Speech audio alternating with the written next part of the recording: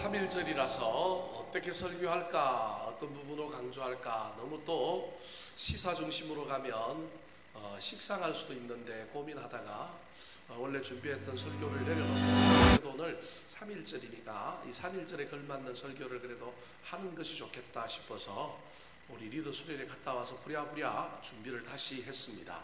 그래서 오늘 설교의 인물이 누구냐 하면 느헤미야입니다. 3.1절의 기독교인들이 민족과 나라를 위하여 애썼던 것처럼 민족과 나라를 위하여 성경에 보면 애를 쓰고 특별히 무너진 나라 성벽을 바라보면서 민족의 회복을 꿈꾸었던 느헤미야가 우리에게 주는 교훈이 있지 않을까, 그런 생각으로 오늘 본문의 인물로 느헤미야를 선정했습니다. 그래서 느헤미야 1장 1절부터 11절의 본문의 말씀을 가지고 느헤미야가 우리 그리스도인들에게 주는 가장 중요한 의미가 뭘까? 느헤미야가 무슨 행동한 것도 있지만, 느헤미야가 무슨 많은 일들을 한 것도 있지만 그 모든 일의 시작은 기도였다라고 하는 것을 발견하게 됩니다. 오늘 이 시대에 우리 그리스도인들이, 우리 한국교회가 이 민족과 이 나라와 이 사회를 위하여 그래도 소금과 빛이 되고 액션을 취하고 행동할 것도 많이 있지만, 좋은 시민이 되고 이런 것도 있지만, 그 전에 우리가 제일 잘하는 거, 우리가 제일 잊어버리면 안 되는 것이 뭐냐 하면 바로 기도일 것이다. 꼭 그것은 민족을 위한 기도뿐만 아니라 교회를 위하여 또 우리 자신을 위하여 이 기도를 잃어버리면 안 되겠다. 그런 차원에서 이 느헤미야가 우리에게 보여주는 기도와 관련하여, 민족과 관련하여 큰 통찰을 주는 인물이 아닐까 싶어서 오늘 설교의 인물로 선택했습니다. 그래서 설교 제목이 한번 따라 하실까요? 기도의 모델 느헤미야. 기도의 모델 느헤미야. 오늘 본문 말씀을 통하여 왜 느헤미야가 기도의 모델인지, 우리도 이 땅에서 살아가는 동안에 그러면 느헤미야처럼 때로는 교회를 위하여, 때로는 우리 자녀들을 위하여, 때로는 나 자신을 위하여, 때로는 우리 민족을 위하여 어떻게 기도해야 될지를 깨닫고 우리도 이 기도하는 일에 쉬지 않고 달려가게 되기를 우리 구주 예수 그리스도의 이름으로 축원합니다. 느헤미야가 살던 시대를 살펴보려면 먼저 이스라엘 백성들의 역사를 좀 살펴봐야 합니다. 도표를 하나 볼 텐데요. 저 도표를 보면 이스라엘의 역사, 즉 북이스라엘과 남유다가 망하고 오늘 본문의 이야기가 나오는 느헤미야 때까지의 내용을 요약해 놓고 있는 겁니다. 북이스라엘의 마지막 왕이 호세아라고 하는 왕이었는데 BC 722년에 아수르에 멸망을 합니다. 남유다 왕국은 시드기야 왕이라고 하는 왕을 마지막으로 BC 586년에 바벨론이라고 하는 나라에 멸망을 합니다. 그래서 다 포로로 잡혀가고 이 이스라엘 백성들이 살고 있었던 그 땅으로는 많은 다른 민족들이 이주를 해서 살았고, 이 본토인이었던 이스라엘 백성들보다도 이주한 사람들이 훨씬 많은 상황, 또 특별히 이주해온 사람, 이스라엘 사람들 사이에서 혼혈이 일어나서 피가 섞여 있는 사람들, 그래서 세 부류의 사람들이 아주 열악하게 살고 있습니다. 물론 이주해온 사람들은 떵떵거리고 살고 있고요. 그 다음에 남아있었던 진짜 유대인들은 너무 힘든 삶을 사는 거예요. 그 땅에서 수도 적을 뿐만 아니라 이 중간에서 이쪽 저쪽을 왔다 갔다 하는 혼혈인 사람들은 경제적으로는 이주해온 이방민족 바벨론 아수르 사람들에게 이익을 얻고 또 이 한쪽 피가 섞여 있으니까 이쪽 사람들한테 붙어 살면서 이쪽 사람들을 착취하는 이런 문제가 이스라엘 땅에 있었습니다. 이스라엘 땅에 남아있는 사람들보다 훨씬 더 많은 사람들은 바벨론의 포로로 잡혀갔는데, 이들이 약 70년 만에 포로에서 해방되어서 돌아오는데, 그때가 누구냐 하면 페르시아의 대제국의 왕이었던 알렉산드라고 하는 사람이 세웠던 제국이 페르시아인데, 그 페르시아 왕, 성경에는 바사라고 하는 나라의 이름으로 나오는데, 이 왕에 고레스라고 하는 선한 왕이 일어났는데, 이 왕이 포용 정책을 쓰면서 세계주의의 정책을 선택합니다. 자기 나라 우위, 그래서 모든 포로들을 잡아오고 이런 것이 아니라 이제 국력이 튼튼하다 보니까 세계주의를 포방하고 모든 민족은 어디로 돌아가라고요? 자기 나라로 돌아가서 여기서 우리 페르시아에서 배웠던 문화, 이런 것들을 가지고 거기 가서 잘 살고 우리와 협력하자, 이런 세계주의 정책을 펼치면서 고레스라고 하는 왕이 칙령을 발표해서 이스라엘 백성들도 그 칙령에 의하여 70년 만에 바벨론 포로로 돌아오게 됩니다. 그때가 바로 538년인데 이 1차 때 돌아온 사람들의 대표가 누구냐면 스룹바벨이라고 하는 사람입니다. 이 사람이 돌아오자마자 뭘 하게 되느냐면 성전을 건축하는데 처음에는 막 소망과 열망을 갖고 왔지만 이들이 그쪽에서 포로로 살았고 칙령이 떨어지자마자 오는 바람에 자기들이 적게 가지고 있었는데 가지고 있는 것마저도 다 갖고 오지 못하니까 이 물자가 적은 바람에 성전을 건축하는 일이 쉽게 이루어지지 않은 거예요. 물자도 부족하죠. 처음엔 해방되었죠. 꿈과 같죠. 막 열정과 열의에 불타서 했지만 그 열정과 열의가 금방 식게 된 겁니다. 그래서 성전 건축이 제대로 이루어지지 못할 때 구약 성경에 학개라고 하는 선지자와 스가랴라고 하는 선지자가 이 성전 건축을 독려하는 메시지를 선포하는 이야기가 이제 구약 성경에 나오는 거예요. 이때 포로기 이후에 성경책이 학개, 스가랴 이런 책입니다. 그러다가 약 한 23년 정도 지나고 난 다음에 드디어 뭐가 완공되느냐 하면 성전이 BC 515년에 다시 완공됩니다. 예루살렘 성전 위에 제2의 성전이라고 할 수 있는 스룹바벨 성전이 완공되게 된 겁니다. 문제는 그렇게 완공되었으면 그 성전을 중심으로 돌아왔던 사람이 모여서 살아야 되는데 이 모여서 사는 문제에 어려움이 생겼어요. 정착을 하려다 보니까 뭐가 없느냐 하면 성벽이 없다 보니까 성벽이 없으니 이민족이 쳐들어올 뿐만 아니라 특별히 누가 자꾸 괴롭히느냐 하면 이 이주해왔던 외국인들과 이스라엘 사람들 사이에서 혼혈로 태어났던 사람들이 자꾸 누굴 괴롭히느냐 하면 온 사람들을 괴롭히는 거예요. 왜 괴롭히냐 하면 그동안에는 이주한 사람들이 기득권을 가지고 있었고 이스라엘 본토 사람은 숫자가 적었고 그들 사이에 끼어서 사실은 이 나라, 이 지역을 통치를 누가 한 거나 마찬가지냐 하면 혼혈 사람들이 통치를 한 거나 마찬가지란 말이에요.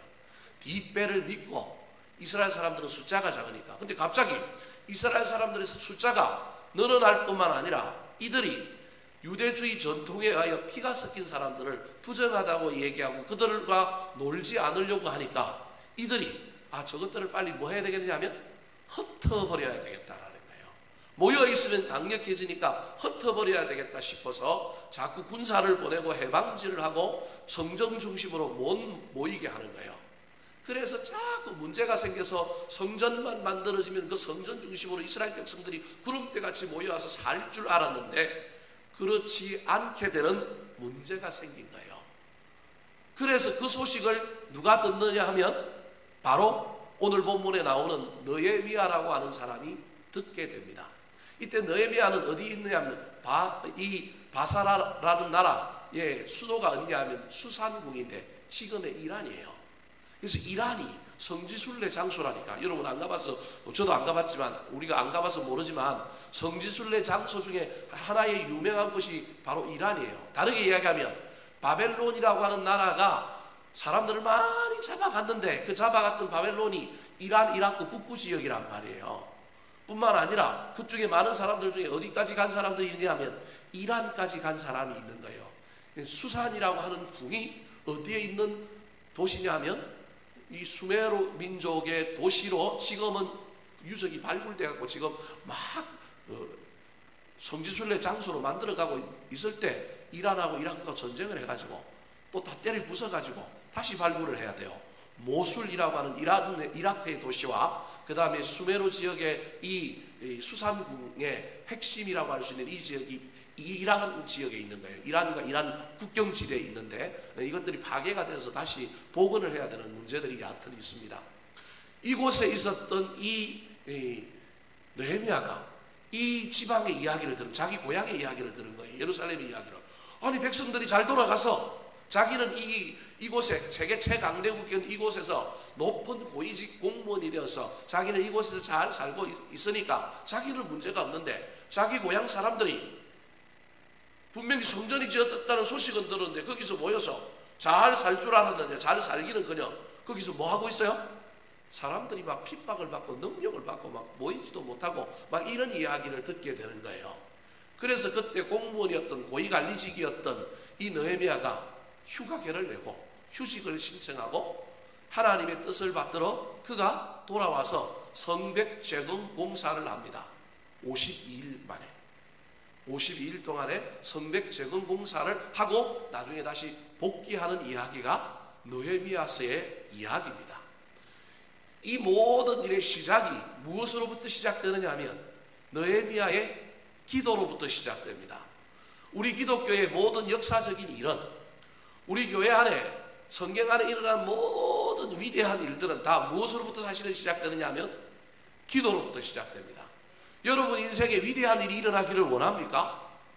그러면 기도로부터 시작해야 된다는 교훈을 저와 여러분이 성경책을 읽는 동안에 깨달을 수 있어야 됩니다.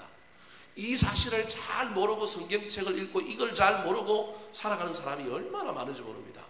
우리 예수님 위대한 공생에 3년의 사역을 펼치기 위하여 뭐 했어요? 기도했다니까요, 여러분.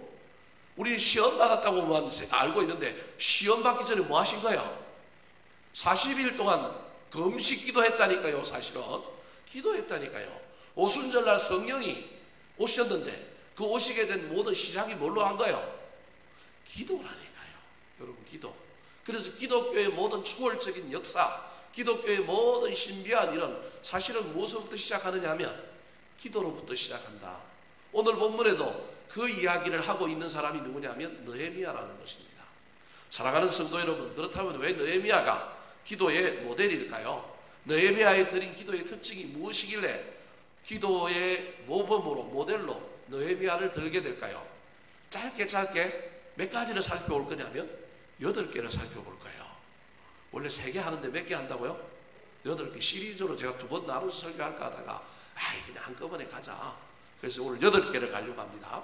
자, 첫 번째 느헤미야의 기도의 특징이 무슨 기도일까요? 이건 뭐 여러분 신학교에서 배운 게 가르치는 게 아니고 정한 게 아니고 제가 쓰는 용어입니다. 여러분 오해하지 말고 들으십시오. 첫 번째 느헤미야의 기도는 어떤 기도냐면 따라 하시겠습니다. 관심기도. 관심기도.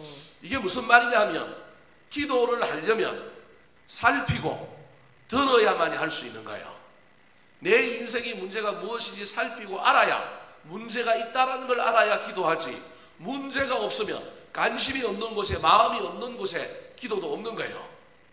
특별히 남의 문제, 민족의 문제는, 사회의 문제는 저와 여러분이 살펴서 묻고 들어서 알아야만이 기도할 수 있는 거예요. 느헤미야는 페르시아 제국의 고위 공군으로 일하고 있었지만 그의 관심은 어디에 있었느냐 하면 민족에 있었어요. 저와 여러분의 삶이 고달프고 우리 인생에 문제가 많지만 저와 여러분의 관심은 내 문제뿐만 아니라 어디에도 있어야 되는 교회에도 있어야 합니다. 우리 자녀에게도 관심이 있어야 되지만 저와 여러분은 느헤미야의 모범을 따르면 우리의 관심이 또 어디에도 있어야 되냐면 우리 민족에도 우리나라에도 있어야 됩니다. 예수 잘 믿는 사람은 관심이 그곳에 있는 거예요. 오늘 느헤미야가 관심을 기울이고 그 관심 속에서 기도의 사람으로 나아가고 있는 장면이 2절과 3절에 나옵니다. 자, 2절 말씀 먼저 같이 한번 읽어볼까요? 시작. 내 형제들 가운데 하나인 하나니가 두어 사람과 함께 유다에서 내게 이르렀기로 내가 그 사로잡힘을 면하고 남아있는 유다와 예루살렘 사람들의 형편을 물은즉. 자, 하나니라고 하는 사람이 이게 혈육으로 동생인지 형제인지 아니면 성경에서 흔히 이야기하는 형제라고 하는 동포라고 하는 의미인지는 정확하지는 않습니다. 일반적으로 혈육인 동생으로 이해하는 해석이 훨씬 더 우월합니다. 여하튼 하나니라고 하는 사람이 유다 예루살렘으로부터 누구에게로 왔느냐면 먼 길을 걸어서 누구에게 왔느냐면 바로 느헤미야가 있는 페르시아 제국의 수도였던 수산국으로 온 겁니다. 이 하나니를 만났는데 대뜸 느헤미야가 묻는 말이 예루살렘 형편이 어때? 예루살렘으로 돌아갔던 사람들은 어떻게 살아? 이렇게 묻는 거예요. 여러분 그 사람이 무슨 말을 하는지를 보면 그 사람의 관심을 알 수 있습니다. 그 사람의 관심은 그 사람의 신앙입니다. 여러분 그렇다고 제가 뭐 물어본다고 여러분 또 오해하지 마시고요. 여러분 이 원리를 잘 기억하셔야 됩니다. 내가 지금 뭐 무슨 생각을 하고 있는가, 무슨 말을 하고 있는가가 그게 내 관심일 뿐만 아니라 사실은 내 신앙인 거예요. 느헤미야는 공문으로서 이민 가서 그곳에서 출세하여 그곳에 코를 빠뜨리고 있었지만, 비록 먹고 사는 문제는 그곳에 있었지만 그의 관심은 그곳에서 승진하고 그곳에서 높이 올라가고, 그게 없다는 말은 아니지만 그곳에 있으면서도 또 다른 그의 관심이 있었는데, 시공간을 초월하여 어디에 있느냐면 민족에게 있는 거예요. 예루살렘에 있는 거예요. 저와 여러분이 오늘 이 시대를 살고 있지만 저와 여러분이 시공간을 초월하여 우리의 관심은 어디에 있어야 합니까? 저 천국에 있어야 합니다. 여러분에게 그 관심이 있었으면 좋겠어요. 저도 이 땅에 온갖 어려움을 당하고 문제가 있고 힘든 일이 있지만 시공간을 초월하여 저와 여러분의 관심은 저 천국에 있어야 되는 거예요. 사랑하는 성도 여러분, 지금 그래서 묻는 거예요.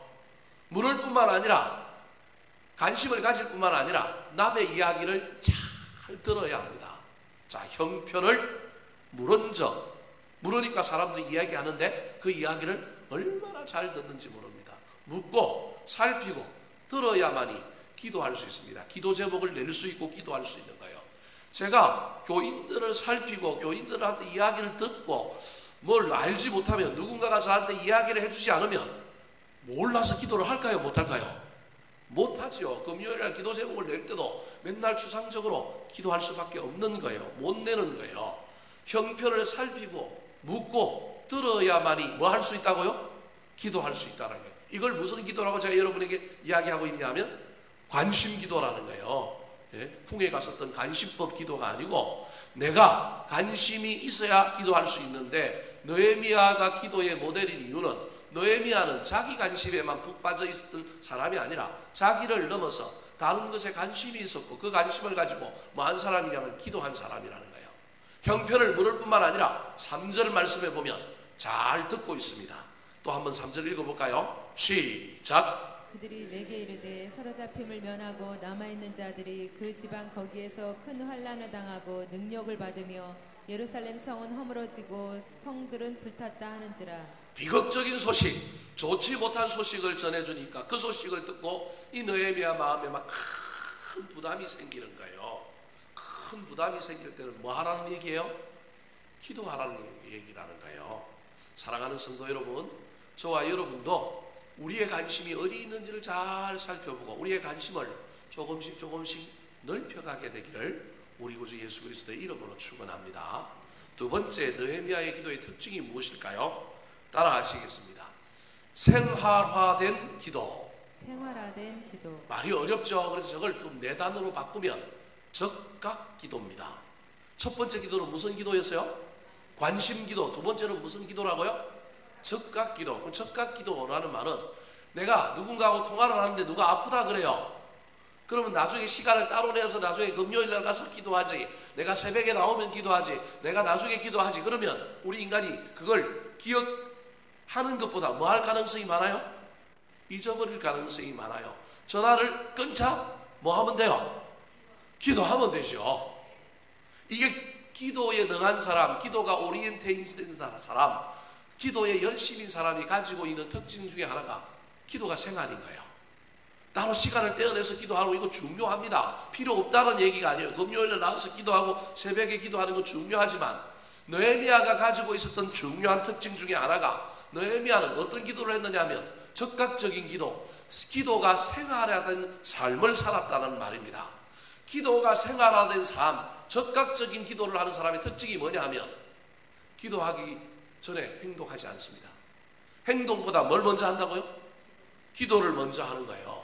자, 2절에 하나니가 왔어요. 물었어요. 3절에 비극적인 소식을 들었어요. 소식을 들었으면 그때부터 땅을 치고 한탄을 하고 뭔가 막 액션을 취하고 이러면 좋은데, 4절이 어떻게 시작하는지 볼까요? 느헤미야가 소문을 살피고 듣고 난 다음에 첫 번째 한 행동입니다. 4절 시작. 내가 이 말을 듣고 앉아서 울고 수일 동안 슬퍼하며 하늘의 하나님 앞에 금식하며 기도하여. 자, 이 말을 듣자마자 듣고 뭐 했다고요?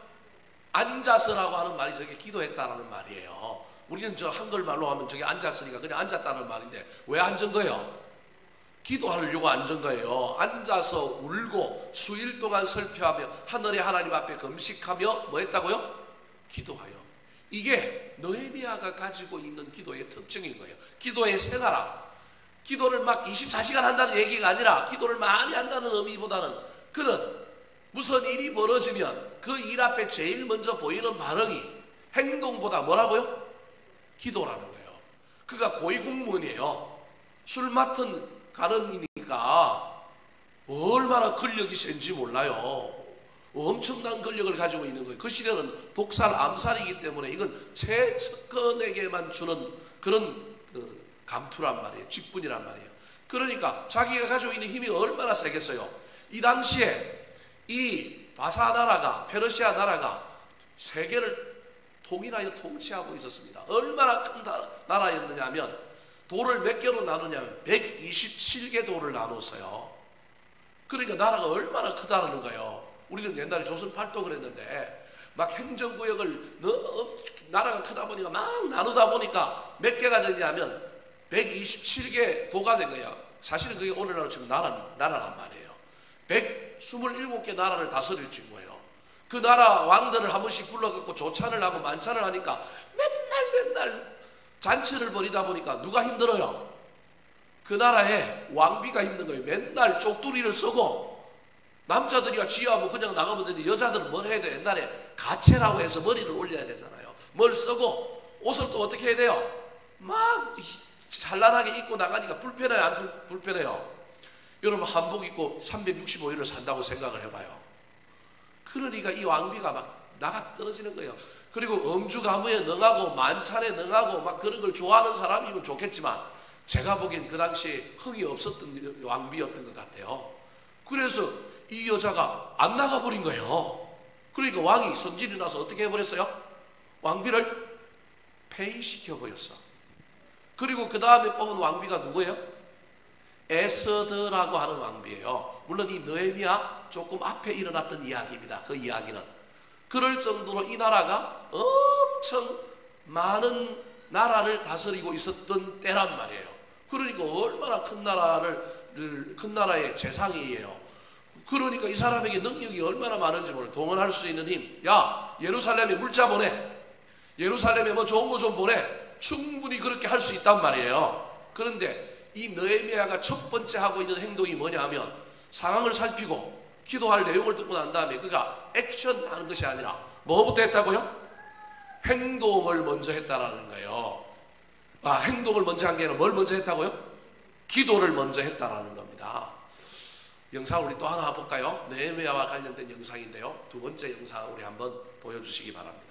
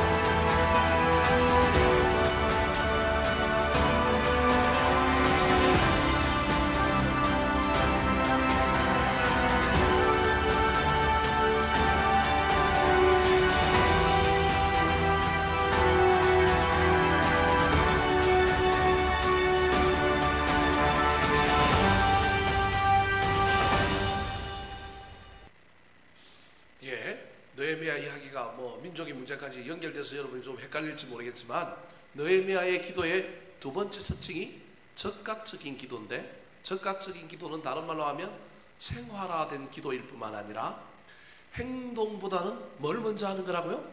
기도를 먼저 하는 거다. 저와 여러분의 인생에도 우리가 이걸 거꾸로 할 때가 얼마나 많은지 모릅니다.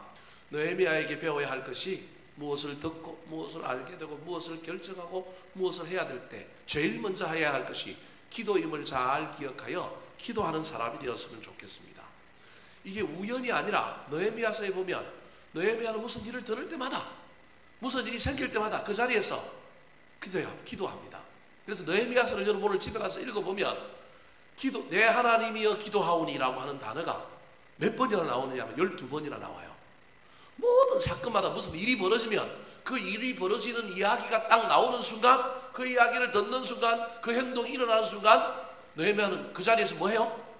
기도하는 거예요. 내 하나님 여호와여. 자, 수심이 가득해가지고 소식을 듣고 나니까 얼굴이 막 그래갖고 맨날 왕 앞에서 좀 다른 얼굴을 하고 있으니까 왕이 이상하고 너 왜 그러냐 그러는 거예요. 자기 상황을 이야기하고 뭐 이러면 되는데, 왕이 너 좀 이상하다 그러면서 야, 너 뭐 어디 아프냐? 너 무슨 소원이냐? 내가 너에게 무슨 소원을 이야기하든지 들어주겠다. 그러니까 대답하면 되잖아요. 나 보내주십시오 그러면 되잖아요. 근데 그때도 뭐 한다고요? 왕 앞에서도 기도했어요. 몇 절에 나올까요? 2장 4절 말씀 시작. 왕이 내게 이르시되 그러면 내가 무엇을 원하느냐 하시기로 내가 곧 하늘의 하나님께 묵도하고. 왕이 왕 앞에서 왕이 너 뭐 원하느냐 딱 묻는데 그때 바로 대답하면 해야 되는데 그때 뭐 했다고요? 잠시 묵도한 거예요. 하나님, 내가 왕이 이렇게 얘기하는데 대답해도 되겠습니까? 이 얼마나 기도의 사람이라고 하는 걸 보여주는 단적인 예가 바로 저런 장면입니다. 물어보기 전에 하나님 앞에 먼저 기도하는 겁니다. 사랑하는 성도 여러분, 우리도 느헤미야에 본받아야 할 기도가 이런 기도임을 잘 기억하여 행동이 기도보다 앞서지 않도록 생활화된 기도, 적극적인 기도에 애를 쓰고 힘을 쓰는 저와 여러분 되시기를 예수님의 이름으로 축원합니다. 세 번째, 느헤미야의 기도의 특징이 무엇일까요?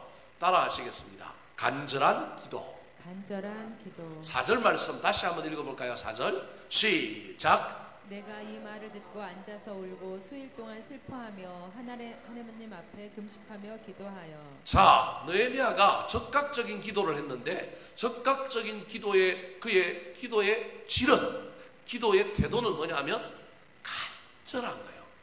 적극적이라고 그냥 생활하던 기도라고 그냥 대충 하는 기도가 아니라 그의 기도에는 간절함이 넘친 거예요. 간절함이 넘쳤다라고 하는 두 가지 중요한 의미가 뭐냐면, 첫 번째는 뭐였어요? 울었어요. 눈물로 기도했다는 거예요. 두 번째로는 수일 동안 했는데 그래도 응답이 없으니, 그래도 마음에 편안한 어떤 하나님의 사인이 없으니 그가 어떻게 기도해요? 금식하며 기도하는 거예요. 하나님의 뜻을 더 잘 분별하게 하여. 얼마나 간절하게 기도했는지요. 저렇게 해도 안 되니까 이번에는 질이 아니라 양을 늘립니다. 6절 말씀 같이 한번 읽어보겠습니다. 6절입니다. 시작. 이제 종이 주의 종들인 이스라엘 자손을 위하여 주야로 기도하오며 우리 이스라엘 자손이 주께 범죄한 죄들을 자복하오니. 자, 울며 기도했어요. 수일 동안 기도했어요. 그 다음 또 어떻게 기도했어요? 금식하며 기도했어요. 이건 질적인 거란 말이에요. 근데 질로 안 되니까 이번에는 질로 해도 하나님의 응답 사인이 없으니 뭘 하는 거예요? 양으로 늘린 거예요. 어떻게 기도해요? 주야로 기도하는 겁니다. 사랑하는 성도 여러분, 저와 여러분의 기도에 간절함을 못해서 느헤미야가 응답받고 행동했던 것처럼 우리도 간절하게 기도했으면 좋겠습니다. 이 간절함이 우리에게 나타나는지 안 나타나는지는 뭘 보면 알 수 있느냐면 신체의 변화가 나타납니다. 오늘 본문에도 느헤미야에게 신체의 변화가 나타났어요. 그 변화가 뭐예요? 얼굴에 수심이 생긴 거예요. 느헤미야 2장 1절 말씀 같이 읽겠습니다. 시작. 아닥사스다 왕 제20년 니산월에 왕 앞에 포도주가 있기로 내가 그 포도주를 왕에게 드렸는데 이전에는 내가 왕 앞에서 수심이 없었더니. 네, 수심이 나타난 거예요. 자, 2절 말씀도 읽어볼까요? 2장 2절입니다. 시작. 왕이 내게 이르시되 내가 병이 없거늘 어찌하여 얼굴에 수심이 있느냐 이는 필연 내 마음에 근심이 있음이로다 하더라. 왕이 딱 봐도 표가 났다라는 말입니다. 그건 열심히 기도하는 사람, 간절히 기도하는 사람, 그 간절함 때문에 표가 나게 되어 있다라는 겁니다. 저렇게까지는 안 된다 할지라도 저와 여러분의 신앙의 기도 가운데 우리의 기도가 우는 기도, 주야로 하는 기도, 수일 동안 하는 기도, 금식의 기도를 넘어서 수야로 기도하는 그 놀라운 역사가 나타나도록 애를 쓰며 살게 되시기를 예수님의 이름으로 축원합니다. 네 번째로 느헤미야의 기도의 특징이 무엇일까요? 첫 번째가 뭐라고요? 복습해야죠. 8개 할 건데 첫 번째 뭐라고요? 관심 기도. 두 번째 뭐라고요? 적각 기도.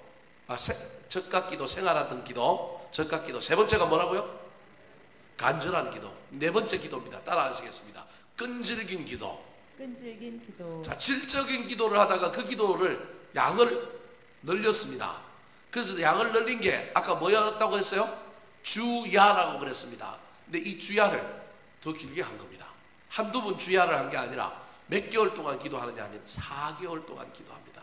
4개월이라고 하는 기도 날짜가 어디에 나올까요? 자, 1장 1절과 2장 1절을 비교해 보면 4개월이라고 하는 숫자가 나옵니다. 자, 1장 1절 같이 한번 읽어볼까요? 시작.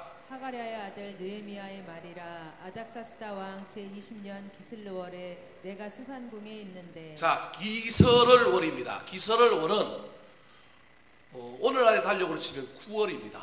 9월. 근데 이스라엘 달력으로 치면 저게 몇 월이냐면 11월, 12월인 거예요. 자, 이스라엘은 달력이 그 당시 포로로 갔기 때문에 우리도 옛날에 단기를 쓰고 뭘 쓰고 뭐 음력을 쓰고 양력을 쓰고 달력이 몇 개잖아요. 구약성경에도 보면 달력이 여러 개가 나온단 말이에요. 날짜가 막 헷갈린단 말이에요. 이스라엘 달력은 새해가 언제냐면 7월 1일이에요. 7월 1일이 이스라엘은 새해란 말이에요. 그래서 우리 성지순례 갔을 때 추석 때 성지순례 갔잖아요. 그때가 이스라엘은 새해가 된 거예요. 사실은 새해. 우리하고 지금 달력이 틀려. 지금 온 세계가 대체로 쓰고 있고 달력은 이건 표준화된 달력이지 각 나라가 쓰던 원래 달력이 아닌 거예요. 이스라엘의 달력으로 치면 기설월은 언제냐 하면 바로 9월인 거예요. 그런데 저기가 어느 나라예요 지금? 페르시아에 잡혀 바사에 잡혀갔잖아요. 저 바사 달력을 지금 쓰면 기설월은 언제냐 하면 11월부터 12월인 거예요. 이 나라는 달력을 한 달 단위로 쓰는 게 아니라 어떻게 쓰는 거예요? 2달씩 묶어서 쓰는 거예요. 그래서 기설월을 하면 11월부터 12월인 거예요. 이때 처음 소식을 들었어요. 근데 그 기도를 언제까지 이어갔냐? 자, 2장 1절 드디어 왕 앞에 서기까지 같이 한번 읽어볼까요? 시작. 아닥사스다 왕 제20년 니산월에 왕 앞에 포도주가 있기로 내가 그 포도주를 왕에게 드렸는데 이전에는 내가 왕 앞에서 수심이 없었더니. 드디어 기도 응답을 받고 왕에게 허락을 받고 예루살렘으로 떠나게 되는 그 계절이 뭐냐면 니산월인 거예요. 저 앞에 아닥사스닥 20년 이렇게 아까도 20년이었잖아요. 우리 달력으로 치면 니산월은 언제냐면 2월 3월이란 말이에요. 2월 3월이면 해가 바뀌었기 때문에 아닥사스닥 아까 20년 그랬으면 지금 저기는 뭐라 그래야 돼요? 21년 그래야 되는데 뭐라고 얘기하고 있어요? 20년이라고 하는 우리하고 달력 개념이 틀린 거예요. 그 사람들은 7월부터 시작해가지고 6월까지가 1년이기 때문에 지금 저렇게 쓰는 거예요. 그러니까 해가 바뀌었어요? 안 바뀌었어요? 안 바뀐 거예요. 그래서 11월부터 12월 기설월은, 니산월은 2월부터 3월. 그래서 앞달들만 따면 몇 개월이에요? 4개월. 뒷달들만 따도 4개월인 거예요. 무려 몇 개월 동안 저 기도를 한 거예요. 4개월 동안 처음부터 가겠다고 결단한 게 아니고 소식을 듣고 마음이 아파서 마음 아픈 것 갖고 하나님 마음이 아픕니다. 우리 민족을 위하여 이 나라를 위하여 주여 은혜를 베풀어 주십시오. 그랬는데 기도가 점점 이상한 방향으로 가고 기도가 커져가는 거예요. 기도가 끝나고 해결된 것이 아니라 더 기도가 간절해지는 가운데 하나님 어느 순간에 네 보고 가라는 거예요. 자기 보고 가라는 거예요. 근데 그런 마음이 드는데 이걸 가야 될지 말아야 될지, 가면 왕이 나를 어떻게 볼 건지, 또 내가 가버리면 우리 민족을 또 왕이 또 어떻게 할 건지 막 별의별 생각이 다 들면서 고민하고 있는데 자기가 먼저 결론을 내갖고 결단을 딱 내야 되는데 왕이 먼저 물어온단 말이에요. 이게 하나님의 사인인가? 하나님의 신호인가? 그래서 묵도하고 하나님 이게 사인입니까? 제가 대답해도 되겠습니까? 하나님밖에 묻고 이제 대답하는 이야기가 2장에 나오는 거예요. 그러니까 무려 한 번 듣고 살폈던 그 기도 제목을 가지고 몇 개월 동안 한 거예요? 4개월 동안 한 겁니다. 여러분 보고 4개월 동안 해라 제가 그 얘기 하는 게 아니고요. 할 수만 있다면 저와 여러분이 간심 기도에 시작해서 적극적인 기도, 간절한 기도를 넘어서 기도가 응답되지 않고 해결되지 않으면 거기서 멈추지 말고 잊어버리지 말고 어떻게 하자고요? 끈질기게 기도하자. 그래도 응답이 안 되면 어떻게 기도해야 될까요? 5번째 느헤미야의 기도의 특징입니다. 따라하시겠습니다. 약속을 붙든 기도. 약속을 붙든 기도. 자, 그래도 응답이 안 되면 약속을 붙들고 기도하자는 거예요. 자, 5절 말씀 같이 한번 읽어보겠습니다. 5절 시작. 이르되 하늘의 하나님 여호와 크고 두려우신 하나님이여 주를 사랑하고 주의 계명을 지키는 자에게 언약을 지키시며 긍휼을 베푸시는 주여 간구하나이다. 하나님 앞에 기도하는데 느헤미야가 어떻게 얘기하느냐 하면 하나님이 어떤 하나님이신지 설명하는 거예요. 하늘의 하나님, 크고 두려우신 하나님, 주를 사랑하고 계명을 지키는 자에게 뭘 지키시는 하나님? 언약을 지키시는 하나님. 지금 하나님에 대하여 여러 가지를 쓰고 있는데 그 중에 지금 느헤미야가 가장 붙들고 싶은 게 뭐예요? 언약을 지키시는 하나님. 그래서 저와 여러분이 하나님을 대하여 하나님 칭찬, 하나님의 속성, 하나님의 품성을 기도 중에 많이 해야 될 이유가 여기에 있는 거예요.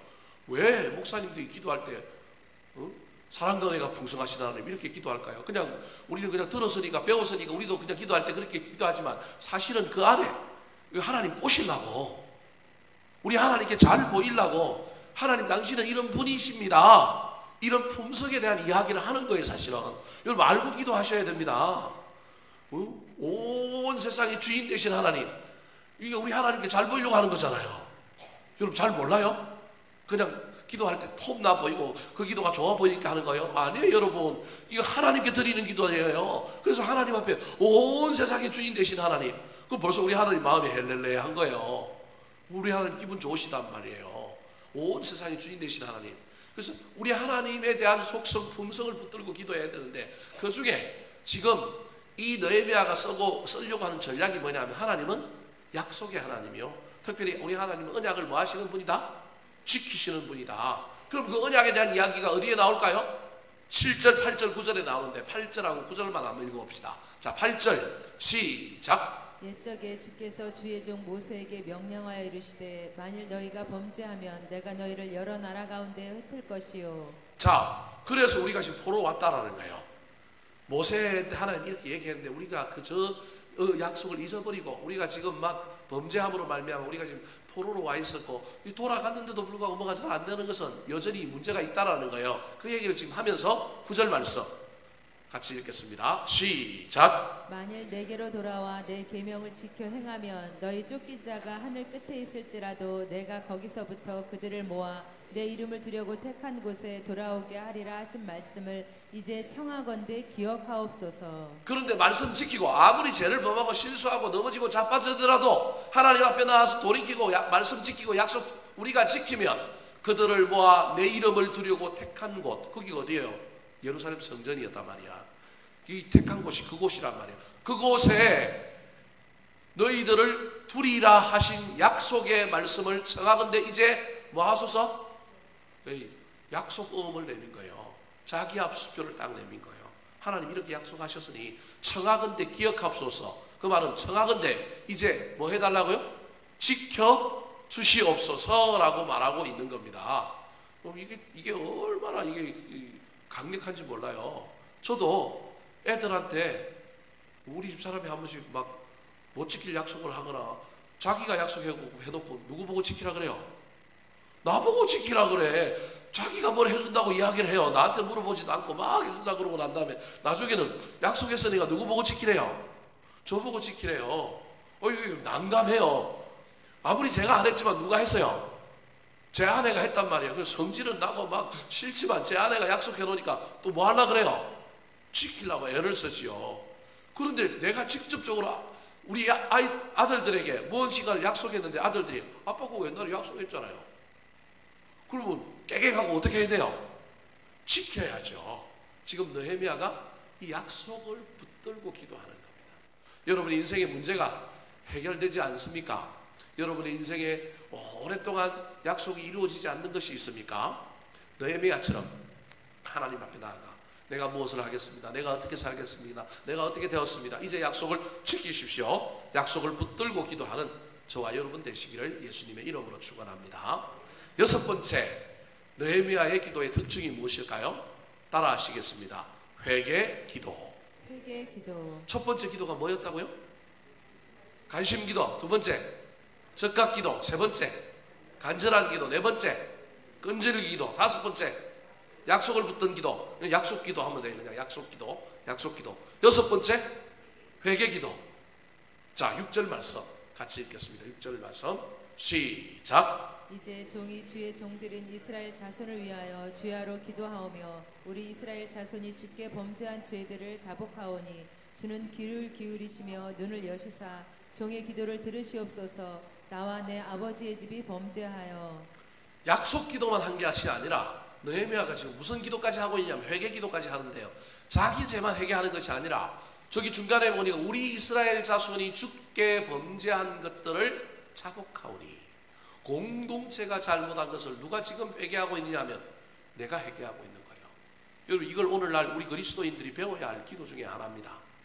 6.25 때, 3.1 일제시대 때, 또는 우리 역사 가운데 우리 민족이 잘못한 것, 우리 집안이 잘못한 것, 어떤 정권이 잘못한 것, 여러분 그 나하고 상관이 없고 반대편이 있을지라도 저와 여러분이 그걸 붙들고 하나님 앞에 나아가서 그것으로 말미암아 하나님의 백성들이, 여러분 하나님 백성은 보수에도 있고 진보에도 있어요. 하나님의 백성은 영남에도 있고 호남에도 있어요. 그럼 착각하면 안 돼요. 우리의 정파의 논리에 빠지면 안 되는 거예요. 그래서 어떤 사람이든지 피해자가 있다 그러면 그 피해자들 때문에 우리가 하나님 앞에, 우리가 내가 지은 죄가 아니지만 어떤 정권이 지은 죄라 할지라도, 어떤 정치 주체가 한 죄라 할지라도 저와 여러분이 그 죄를 가지고 하나님 앞에 나아가서 우리 민족이 잘못했습니다.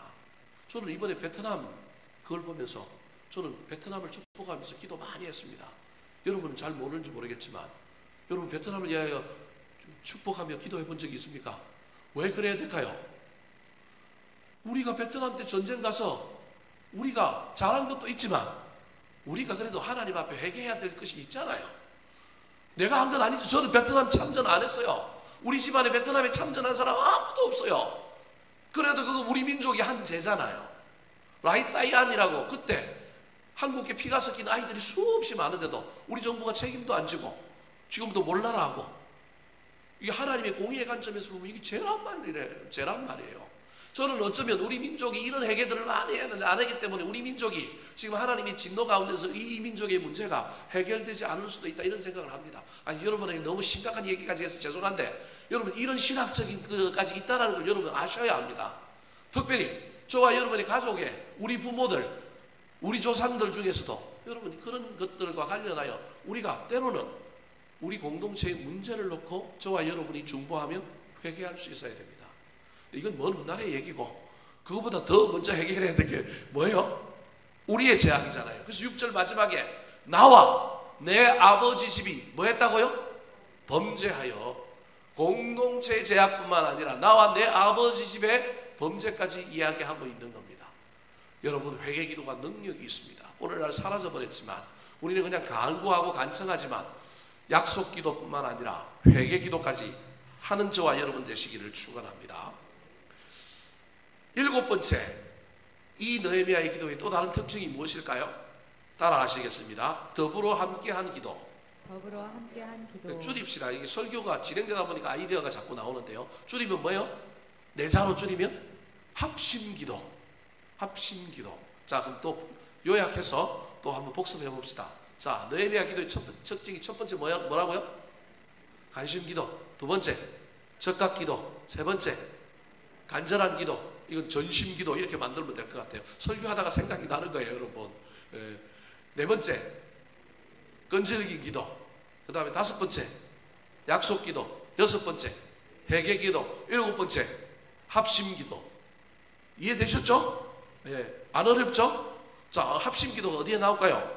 11절 같이 한번 읽어보겠습니다. 11절 시작. 주여 구하오니 귀를 기울이사 종의 기도와 주의 이름을 경외하기를 기뻐하는 종들의 기도를 들으시고 오늘 종이 형통하여 이 사람들 앞에서 은혜를 입게 하옵소서 하였나니 그때 내가 왕의 술 관원이 되었느니라. 자, 저기 뭐라고 기도하고 있느냐면 종의 기도와 주의 이름을 경외하기를 기뻐하는 종들의 기도를 들으시고 그렇게 이야기하고 있어요. 그 말은 느헤미야만 기도한 것이 아니라 느헤미야가 고이 갈려우니까 저기도 자기와 친한 사람이 있다라는 거예요. 유대인들도 있고요.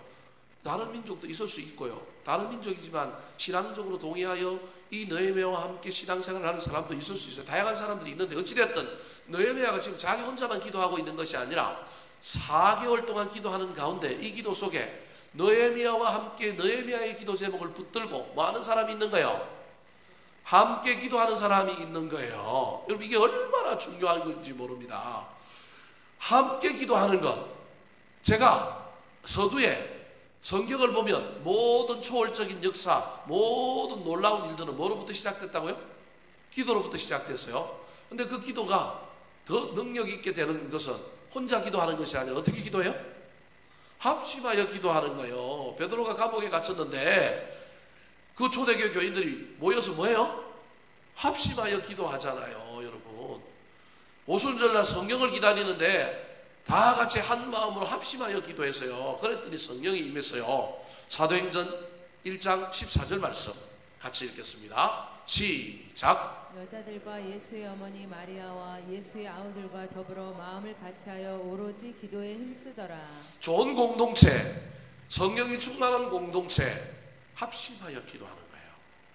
어떤 사람의 기도가 홀로 그냥 가는 것이 아니라 그 기도를 붙들고 공동체적인 기도뿐만 아니라 개인의 기도까지 합심해서 붙들고 가면 그 기도가 응답받는 기도로 나아가게 되는 겁니다. 마지막으로 느헤미야의 기도의 특징이 무엇일까요? 따라 하시겠습니다. 헌신기도. 헌신기도. 네, 또 복습해보고 갑시다. 자, 느헤미야의 기도 오늘 8가지 이제 다 했습니다. 첫 번째가 뭐라고요? 간심기도. 두 번째가 적각기도. 세 번째가 전심기도. 네 번째가 끈질긴 기도. 다섯 번째 약속기도. 여섯 번째 회개기도. 일곱 번째 합심기도. 여덟 번째가 뭐라고요? 헌신기도. 여러분 기도가 점점 수준이 높아지고 기도가 점점 깊어지는 거예요. 저 헌신기도는 뭐냐 하면 하나님 그 일을 위하여 내가 뭐 하기를 원한다고요? 쓰임받기를 원합니다. 느헤미야가 처음에는 자기 민족이 능욕을 당하고 고통을 당하고 어려움을 당하는 것 때문에 마음이 아파서 하나님 저 예루살렘을 고쳐주십시오. 저기에 회복을 주십시오. 저기에 놀라운 은혜를 주십시오. 이렇게 기도했을 거란 말이에요. 근데 기도가 점점 가다 보니까 그 기도가 그 문제를 해결하는데 누굴 써달라고요? 나를 써달라고 이렇게 바뀌었다니까요. 한국 사람은 이 장면 오면 싫어해. 나는 안 쓰임받기를 원해. 근데 느헤미야의 기도에 놀라운 마지막 수준에, 여러분 이게 마지막이니까 우리는 이런 때까지 안 갈 수도 있어요. 너무 염려하지 마세요. 전부 이 설교 듣고 전부 우리가 이 기도해야 된다고 제가 여러분에게 주장하는 게 아니고요. 이런 기도도 있다라는 거예요. 느헤미야가 처음부터 하나님 내가 가겠습니다 이렇게 기도한 사람이 아니라니까요. 자기는 지금 그곳에서 고위공직자로서 그냥 공무원 하려고 지금 하고 있는데 안타까운 뿐이에요. 관심이 저기 있으니까 저 예루살렘이 좀 성벽도 짓고 돌아간 사람들이 잘 살아고 나라가 좀 모양이 잘 됐으면 좋겠는데 이상하게 산다는 소식을 들으니 너무 마음이 아파갖고 하나님 저기 돈을 보내주십시오. 물질을 보내주십시오. 저기 지도자가 나타나게 해주십시오. 저기 은혜가 있게 해주십시오. 대적들을 물리쳐 주십시오. 막 하나님께 이렇게 기도했을 거란 말이에요. 근데 그런 기도가 점차 약속을 붙들고 회개 기도하고 막 이렇게 가다 보니까 그 기도의 마지막이 누굴 보내달라고요? 나를 보내달라고요. 그래서 나중에 왕한테 이제 휴가 달라고 얘기하는 이야기로 가는 거예요. 자, 그러면 나를 보내달라고 하는 그 기도에 대한 내용이 몇 절에 나올까요? 11절 말씀 다시 한번 읽어볼까요? 시작. 주여 구하오니 귀를 기울이사 종의 기도와 주의 이름을 경외하기를 기뻐하는 종들의 기도를 들으시고 오늘 종이 형통하여 이 사람들 앞에서 은혜를 입게 하옵소서 하였나니 그때 내가 왕의 술 관원이 되었느니라. 자, 오늘 종이 형통하여 이 사람들 앞에서 뭘 입게 해달라고요? 은혜를 입게 해달라는 거예요. 그랬더니 재미난 건 여러분 저게 이제 이 사람들이 누군지에 대한 성경의 해석이 좀 사람들마다 다양합니다. 저기 이 사람들 앞에서 앞에 뭐 자기와도 기도하고 종들도 기도하니까 이 같이 기도하는 사람들을 얘기하는 것이냐라는 이제 해석이 하나 있고요. 아니다. 그 얘기는 오늘 종이 행통하여 이 사람들 앞에서, 이 사람들이라고 하는 것은 이 페르시아 바사라고 하는 나라의 모든 국민들과 모든 사람들 앞에서 은혜를 입게 하옵소서, 그런 말이에요. 그러니까 여기까지도 여러분 잘 들으십시오. 여기까지도 이 느헤미야가 자기가 가겠다고 생각한 게 아니라 저 기도를 어떤 학자들은 어떻게 해석하느냐 하면 저 은혜를 높임을 받는 것, 지위가 올라가는 것, 형통케 되는 것으로 해석하는 경향이 훨씬 더 합리적인 해석으로 받아들여집니다. 이게 무슨 말이냐면 저 뒤에 나오는 문장이 그때의 내가 왕의 뭐가 되었느니라? 술관원이 되었느니라. 그 전까지는 술관원이 아니고 이 기도를 함으로 말미암아 이 기도의 은혜의 결과가 뭐가 되었다고요? 술관원이 되었다. 이렇게 해석하는 해석이 지금 현재 아주 제일 강한 해석입니다. 그래서 자기가 하나님 앞에 은혜 있기를 구했는데 그 은혜의 결과가 술관원이 되었고 그걸로 말미암아 왕 앞에 있다가 좀 더 기도가 길어지고 난 다음에 왕이 근심이 있는 걸 보고 물었을 때 이제 자기가 가겠다고 최종적으로 결정했다. 이런 해석들이 최근에 나오는 해석들입니다. 근데 전통적인 해석은 그 해석이 아니라 아까 제가 처음에 해석했던 것처럼 느헤미야가 기도하는 가운데 그의 기도가 점점 깊어져서 왕에게 은혜를 입어서 왕이 나를 순순히 보내주고 나한테 물자를 주고 나를 구원해 주어서 내가 예루살렘 성벽을 재건하는데 쓰임받기를 원합니다. 주여 나를 보내주십시오라고 하는 기도로 발전했다라는 거예요. 뭐가 되었든지 간에 지금 이 느헤미야가 어떤 단계까지 들어섰느냐 하면 어떤 제3자적인 입장에서 어떤 문제를 놓고 마음 아파하며 기도하다가 그 문제를 해결하는데 자기가 헌신하겠다고 지금 하나님 앞에 결단하고 기도하고 있는 것입니다. 사랑하는 성도 여러분, 진정한 기도는 간구와 간청을 넘어서 헌신을 결단하는 대로 이르게 하기도 한다는 사실을 잘 기억하여 기도 속에 자신의 헌신이 들어가면, 나의 결단이 들어가면 하나님께서 우리의 기도에 더 큰 응답을 주실 수 있다는 사실을 기억함으로 말미암아 단순히 간청하고 간구하는 것을 넘어서서 저와 여러분이 때로는 결단하고 헌신할 수 있게 되기를 우리 구주 예수 그리스도의 이름으로 축원합니다. 한번 따라 하실까요? 기도의 모델 느헤미야. 기도의 모델 느헤미야. 간심기도, 관심기도, 즉각기도, 즉각기도, 전심기도, 전심기도, 끈질긴 기도, 끈질긴 기도, 약속기도, 약속기도, 회개기도, 회개기도, 합심기도, 합심기도, 헌신기도. 헌신기도. 제가 다